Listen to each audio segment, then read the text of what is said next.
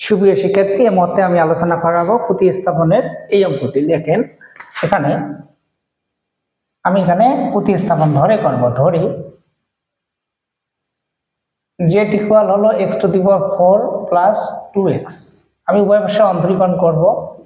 যদি আমি অন্তরীকরণ করি তাহলে এখানে x⁴ প্লাস 2x অন্তরীকরণ করব। এখানে অন্তরীকরণ করেন, দেখি অন্তরীকরণ কত হয়, 4x³ প্লাস 2। নিচে মনে মনে কত আছে 1, আর গুণ করেন dx into 4x³ plus 2 into dz। আমরা কার মান বাইর করব? dx এর মান। dx এর মানটা যদি আমরা বাইর করি তাহলে 4x³ প্লাস 2 dz। ঠিক আছে?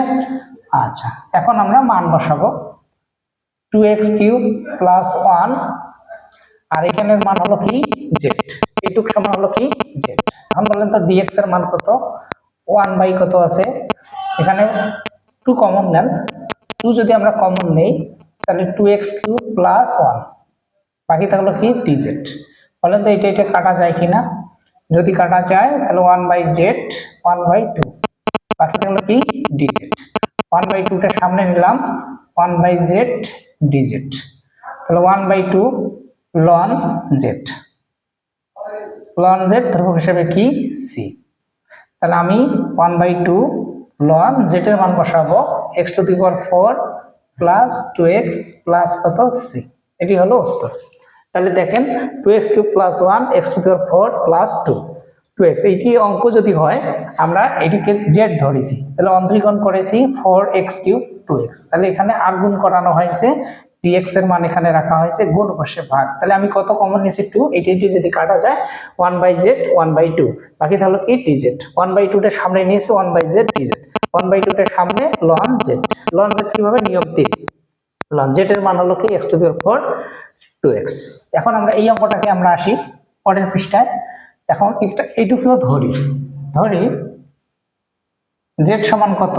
4x³ প্লাস হলো 8x। আর গুণ করি, সরি ভুল বলেছি, আমরা কি করব?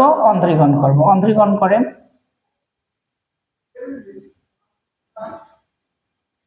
যদি আমরা অন্তরীকরণ করি,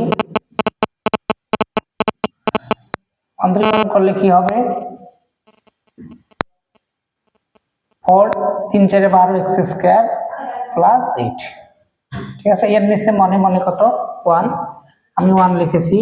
আর গুণ করব এখন 12 স্কয়ার 8 ইকুয়াল dz। এখন আমি dx-টা রাখলাম 1/12 x² প্লাস 8 dz। আমরা কার মান বের করলাম? dx এর মান বের করলাম। তাহলে dx এর মান যদি আমরা বাইর করি এখানে 3x² প্লাস 2। ঠিক আছে? এটুক সমান কি পেয়েছি? z। 1/এইটুকের মান কত বলেন? 1/12 x² 8 dz। এখন আমরা কমন নিব এখানে, তাহলে 1/z এটা কমন নেন। কত কমন নেওয়া যায়? 4 কমন হলে 3x² 4 2 8, তাহলে এখানে হবে 2 dz। বলেন তো এটা কাটা যায় কিনা? যদি কাটা যায় 1/z 1/4, 1/4টা সামনে নিলাম, 1/z থাকলো dz, 1/4 ln z। z এর মানটা কি? z এর মান হলো কত বলেন? z এর মান হলো কি 4x³ প্লাস কত 8x ধ্রুবক হিসাবে c। সুপ্রিয় শিক্ষার্থী দেখতে থাকেন, আমি আবারও বোঝাই দিচ্ছি। 3x² plus 2 4x³ plus 8x। তাহলে z ইকুয়াল হলো 4x³ প্লাস কত 8x। আমি অন্তরীকরণ করেছি উভয় পাশে যদি অন্তরীকরণ করি dz dx, এখানে হলো 3 4 12 আর এখানে হলো কত x মিলে গেলে হবে 8। তাহলে আর গুণ করানো হয়েছে, তাহলে dx এখানে কি 12x² প্লাস 8, এখানে dz, dx-টা এখানে রাখছি, গুণ বসে গেলে ভাগ। এখন আমরা মান বসিয়েছি, এই যে dx এর মান, এই মানটা এখানে বসিয়েছি। এখানে 12 আছে, এখানে 3 আছে, আর এখানে 2 আছে, এখানে 8 আছে। তাহলে আমি এখানে যদি 4 কমন নেই, 3 4 12, এখানে কত হয় 2। ঠিক এখানে মান বসালাম, এটাকে যদি কাটি 1/z 1/4 dz হয়েছে। 1/4 টা সামনে নিয়েছি 1/z, এটা নিয়ম 3 এ পড়েছে, তাহলে ln z, z এর মান কোনটা?